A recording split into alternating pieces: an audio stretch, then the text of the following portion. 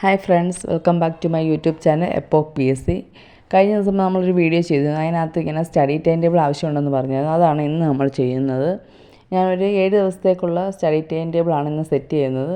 ഈ ആവശ്യമുണ്ടെന്ന് പറഞ്ഞു കഴിഞ്ഞാൽ ഞാൻ ബാക്കി സെറ്റ് ചെയ്ത് തരുന്നതാണ്. അന്നേരം ഫസ്റ്റ് ഡേയിൽ നമ്മളിപ്പോൾ കേരളത്തിലെ മുന്നേറ്റങ്ങളെക്കുറിച്ചാണ് പഠിക്കുന്നത്. അന്നേരം ആദ്യത്തെ ദിവസം 5 തെങ്ങ് കലാപം, ആറ്റിങ്ങൽ കലാപം, പഴശ്ശി വിപ്ലവങ്ങൾ, 5 collective noun, 5 Malayalam questions, 5 maths questions. Malayalam ക്വസ്റ്റ്യനും മാത്സ് ക്വസ്റ്റ്യനും പ്രീവിയസ് ഇയർ ക്വസ്റ്റ്യൻസ് ഉപയോഗിച്ച് ചെയ്യാവുന്നതാണ്.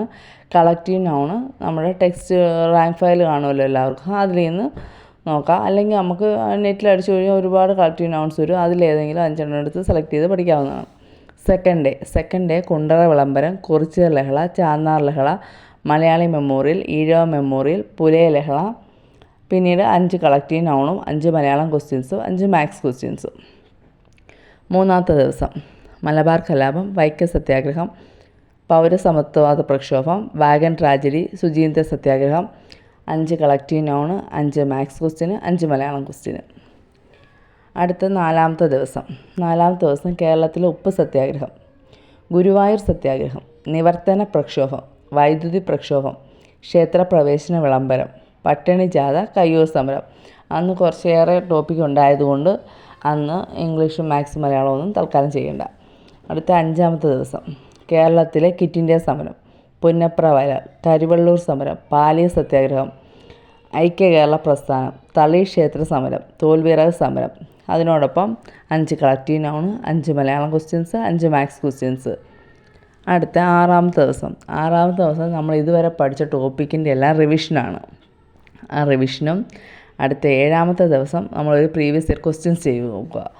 ആ പ്രീവിയസ് ഇയർ ക്വസ്റ്റ്യൻസ് ചെയ്ത് നോക്കിയിട്ട് എങ്ങനെയുണ്ട്, നിങ്ങൾക്ക് മാർക്ക് എത്ര കിട്ടുന്നുണ്ട് എന്നുള്ളതൊന്ന് കുറിച്ച് വെക്കുക. നമുക്ക് വീക്കായിട്ടുള്ള ടോപ്പിക് ഏതാണെന്ന് ഒന്ന് നോക്കിയിട്ട് അതും ഒന്ന് കുറിച്ച് വെച്ചിട്ട് ആ ടോപ്പിക്കുകൾക്ക് ഊന്നൽ നൽകി പഠിക്കാൻ ശ്രമിക്കുക.